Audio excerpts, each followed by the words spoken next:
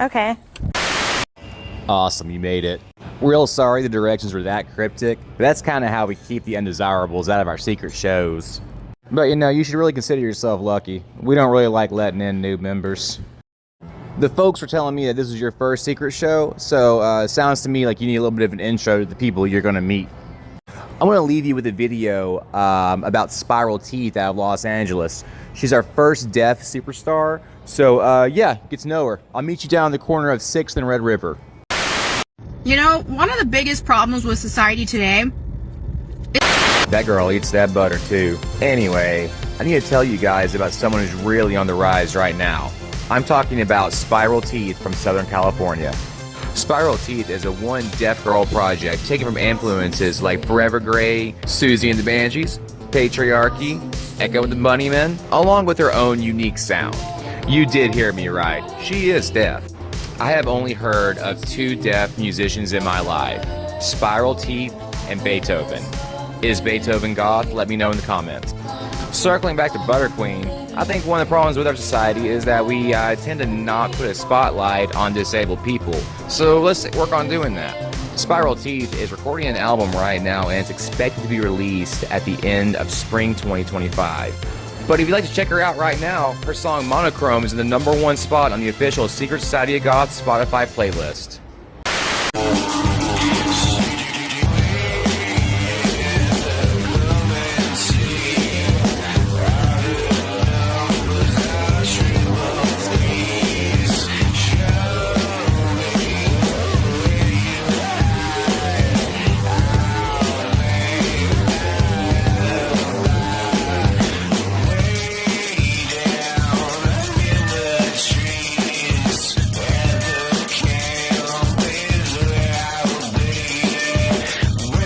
Hey, do you have any Kid Rock, Limp Bizkit, or Tool, or Screw videos? We do, but I don't think we're gonna play them ever. Awesome, you didn't get lost. You gotta be careful out in these streets, they're pretty dangerous. I'm sorry, what was that? Who are we going to see? That's a secret, keep up. But I did catch a pretty dope show on New Year's Eve. It was over at Mohawk on Red River. One of the first acts was Holy Water, kind of a new artist. I've been seeing a lot of his stuff pop up online. Why don't you check him out? Here's an edit of his live performance from that night.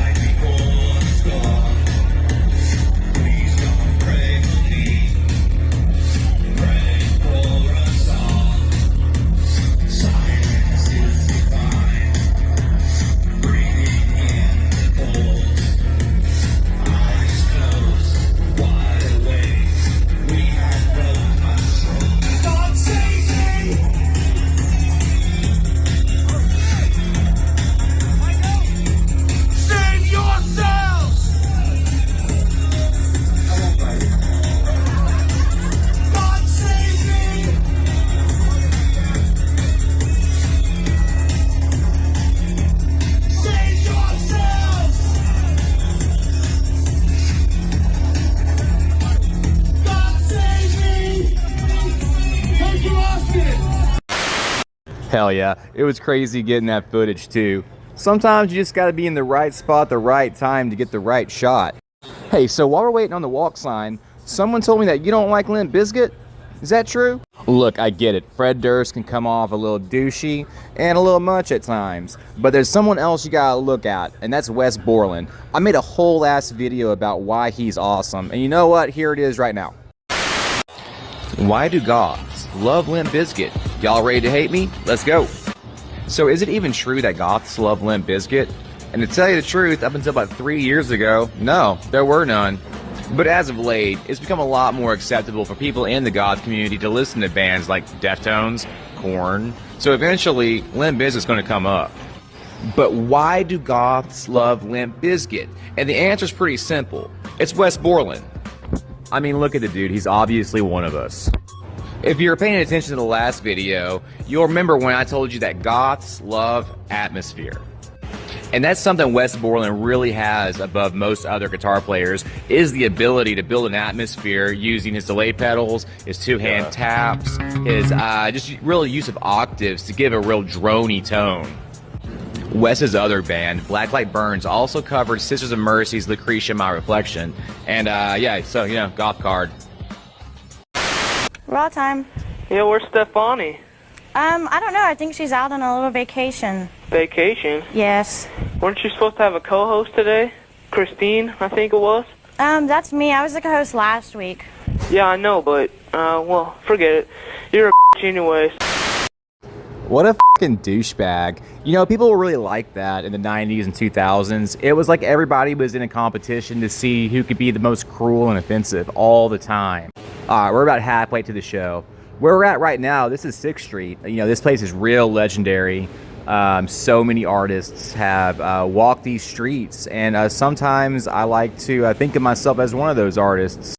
Texas has always been loaded with talent. In fact, at that New Year's Eve show I was telling you about, there was another band called Haunt Me from San Antonio that played. It's really hard to think about Texas Darkwave and not think about Haunt Me. So, you know, why don't you check out this edit I made from that performance?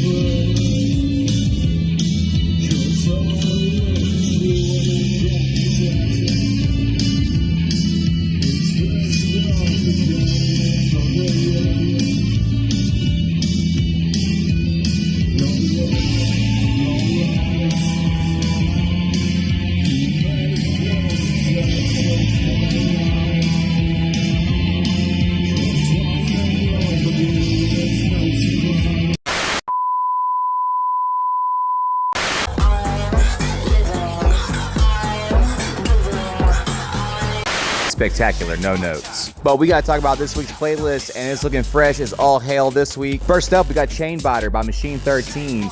Seeing a little progress in these guys.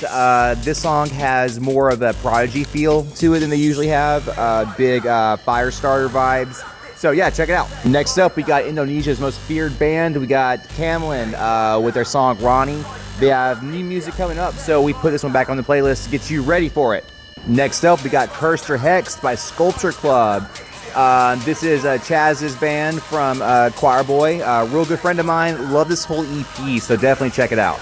At number 4, we got El Paso's Darkwave Queen. We have Ness Daniels with Club 69. This song will definitely get somebody paying child support, so use protection. And at number 5, we got No Future's remix of On My Own by Zachy Force Funk. New series on my YouTube channel. Go subscribe. Raw time. You're an ugly ass stupid. You sound stupid, ho. Oh, stupid. Hey, stop wandering off. You're gonna get kidnapped. You know, this has been a really long walk. I think I need to stop and get some tacos at this food truck. So you know who the band Adult is, right? Like the industrial band? I've seen them a couple times. I saw them about a year ago open up for Thrill Kill Cult. And they were also playing at that New Year's Eve show that I was at the other night, and they just fucking killed it. In fact, I have a little bit of an edit from that night too. So here, check it out.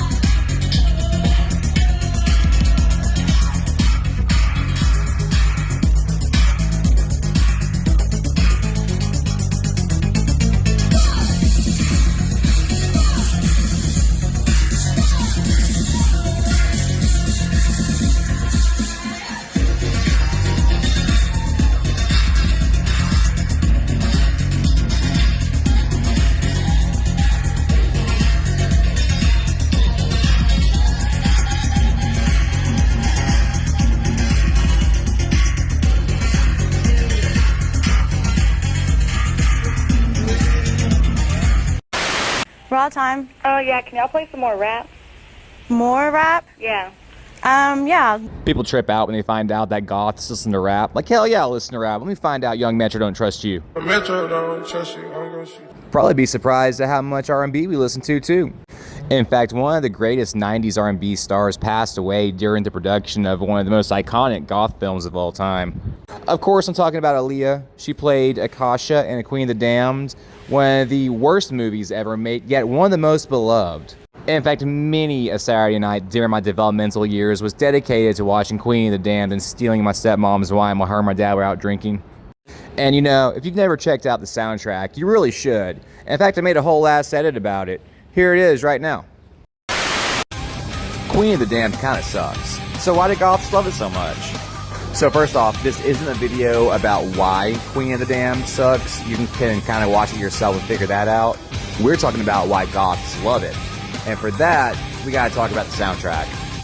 Within the film, the main character, Lestat, plays in a metal band. And if that sounds corny, it's because it is. But to keep things interesting, producer Richard Gibbs and Korn's Jonathan Davis were brought in to record some original music for the movie. They ended up recording 5 original songs, which are legendary in the goth community today. When the soundtrack was released, they had recruited some help. They had gotten Wayne Static from Static X, David Draymond from Disturbed, Chester Bennington of Linkin Park, He Whose Name We Don't Mention, and Jay Gordon from Orgy. Even though the movie's bad, it absolutely drips in atmosphere, so check it out. And follow our Spotify playlist for the best new goth music. So yeah, we all love the Queen of the Damned songs that were made for the movie, but honestly, there were some questionable choices on that soundtrack. Like, I can kind of understand Down With the Sickness being on there because David Draymond did a solo song on there, but why the was Papa Roach on there? Nitpicks aside, Chester Bennington did a great performance on the song System. That performance always had people wondering of what it would have sounded like if Chester Bennington had broken off from Linkin Park and done more of an industrial thing. But for better or for worse, the closest thing we ever got to that was System and Linkin Park's half-assed cover of Wish by 9 Inch Nails.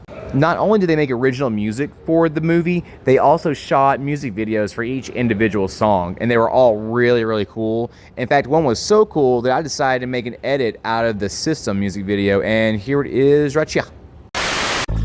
You fell away. What more can I say? The feelings evolved. I won't let it out. I can't replace your screaming face. Feeling the sickness inside. Why won't you die?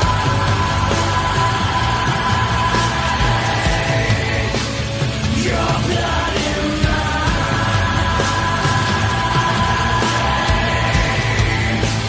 will be fine.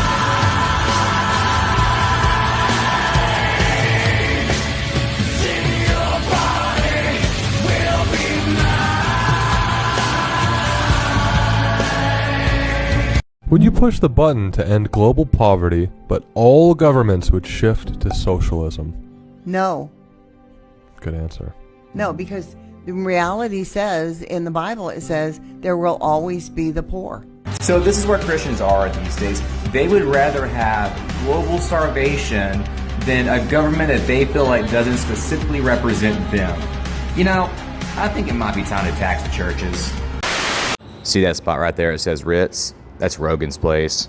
It's not where all the bad ideas come from. It's just where they go to get validation. Anyway, so bad news. Found out the show's canceled. But, oh, what's that over there? It's a time machine. That's crazy. And it looks like there's only enough gas in it to go back 2 weeks. We can't go back and unalive Hitler or anything. We just can go back to New Year's Eve. That's it. All right, let's go. And here we are. We made it. We are at Mohawks. New Year's Eve. We time traveled to the right spot, the right place. We're all here. So I should probably tell you why we came here. One artist you really need to know in the goth community is Trust from Toronto. They were great enough to grace us with their presence on New Year's Eve here, and this was the plan for the video all along. There were no technical difficulties or anything that made me change the ending of this video. But hey, they're about to go on. Let's check it out.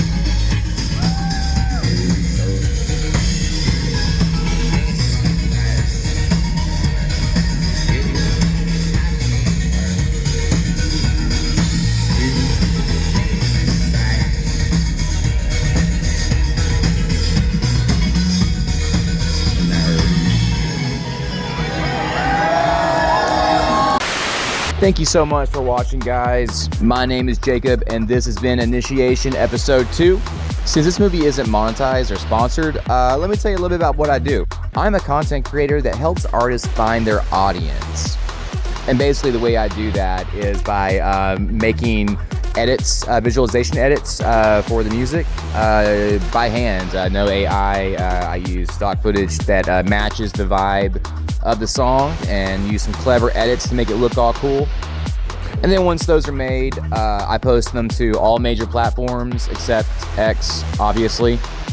And when they get posted on Facebook, I post them into at least 25 genre-specific groups.